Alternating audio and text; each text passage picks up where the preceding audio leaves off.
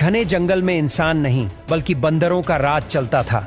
लेकिन ये कोई आम बंदर नहीं थे। ये इंसानों की तरह बोल सकते थे और उनसे कई गुना ज्यादा समझदार थे।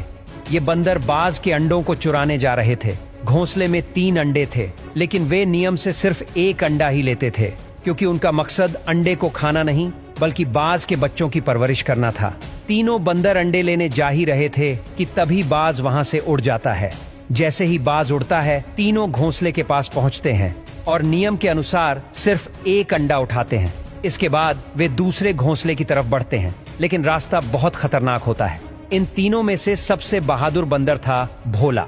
भोला एक लोहे की छड़ उठाता है और ऊंची चट्टानों पर चढ़ने लगता है। वो बहुत बहादुरी से घोंसले तक पहुंचता है, जो बहुत ऊंचाई पर था।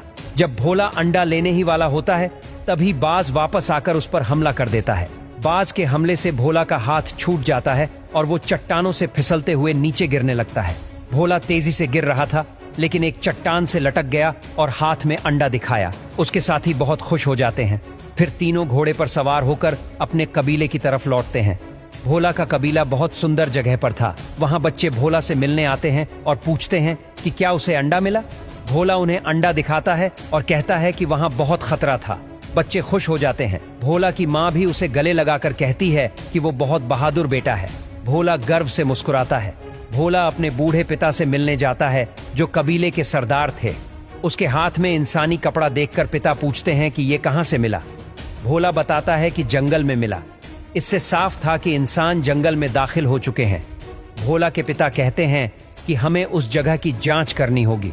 सबसे ताकतवर बंदर, जिससे सभी डरते थे, कुछ बंदरों के साथ उस जगह पर जाता है। रात को भोला को किसी के रोने की आवाज सुनाई देती है। वह आवाज के पीछे जाता है और एक इंसानी लड़की को देखता है। लड़की उसे धक्का देकर भाग जाती है। भोला वापस लौटता है तो पाता है कि बाज का अंडा टूट चुका है। उसे डर लगता है, क्योंकि अगली सुबह अंडे को समारोह में दिखाना था। भोला तय करता है कि रात में ही नया अंडा लाएगा। जब वो फिर से बाज का अंडा लेने जाता है तो उसे वहां मरे हुए बंदर दिखते हैं। ये वही बंदर थे जो ताकतवर बंदर के साथ इंसानों की तलाश में गए थे। तभी वह ताकतवर बंदर घायल हालत में आता है और भोला को वहां से भागने को कहता है। भोला छिपता है और देखता है कि कुछ नकाबपोश बंदर उस इंसानी लड़की को खोज रहे हैं। तभी वो भोला के घोड़े को देख लेते हैं और करंट का झटका देते हैं, जिससे घोड़ा कबीले की ओर भागता है। बंदर उसका पीछा करते हैं। भोला जब कबीले पहुंचता है तो वहां का भयानक दृश्य देखता है। कबीले में आग लगी होती है। कई बंदर मारे जा चुके होते हैं और कई बंदी बना लिए जाते हैं। भोला कुछ नहीं कर पाता। तभी एक बंदर उसे पकड़कर कहता है कि वो अपने पिता के पास जाए।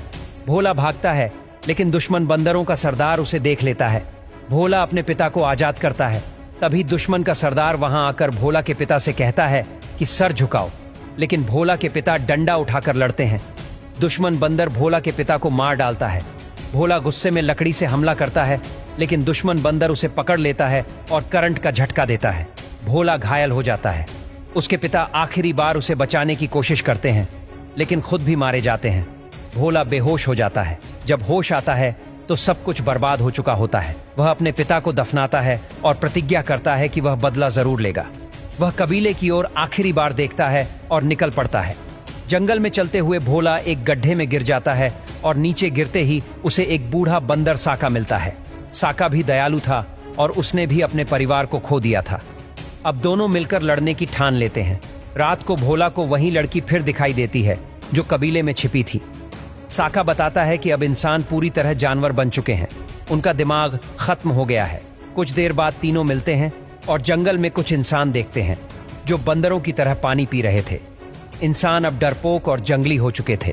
भोला कहता है कि उसे अब अपने बंदरों को ढूंढना है और वो अलविदा कहकर निकलता है।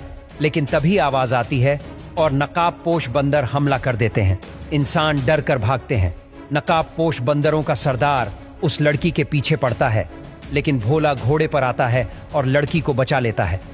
एक बंदर हमला करता है, लेकिन भोला का दोस्त आकर उसे मार गिराता है। अब भोला, साका और लड़की मिलकर उस जगह की ओर निकलते हैं जहां बंदरों को बंदी बनाया गया है। रास्ते में वे एक लकड़ी के पुल से गुजरते हैं। तभी दुश्मन बंदर आ जाते हैं। वे तीनों फंस जाते हैं। लड़की एक बंदर को पानी में धक्का देती है और साका उसे बचाने की कोशिश करता है। अंत में साका लड़की को बचा लेता है, लेकिन खुद फंस जाता है। उधर बंदर एक विशाल दरवाजा खोलने की कोशिश कर रहे थे। उनके सरदार अजगर ने बताया कि दरवाजे के अंदर कोई महान चीज छुपी है, जिससे बंदर इंसानों की तरह उन्नति कर सकते हैं। दरवाजा बहुत मजबूत था।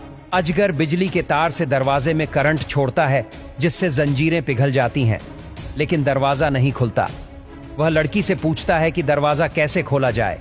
लड़की मना करती है, क्योंकि दरवाजे के अंदर इंसानों के घातक हथियार छुपे थे। अगर ये बंदरों के हाथ लग गए तो तबाही मच जाएगी। लेकिन सरदार भोला को लालच देता है कि हम बंदरों का साम्राज्य बनाएंगे। भोला अब लड़की को सब कुछ बता देता है और वो मिलकर योजना बनाते हैं। लड़की बारूद लगाकर सब कुछ उड़ाने की योजना बनाती है, ताकि हथियार दुश्मनों के हाथ न लगें। एक बूढ़ा इंसान ये सब देख लेता है और खबर देने जाता है, लेकिन लड़की उसे पकड़ लेती है। भोला और उसके साथी उस बंकर में घुस जाते हैं, जहां इंसानों के हथियार छुपे थे। जैसे ही वे अंदर जाते हैं, लड़की दरवाजा बंद कर देती है, ताकि दुश्मन अंदर ना आ सके।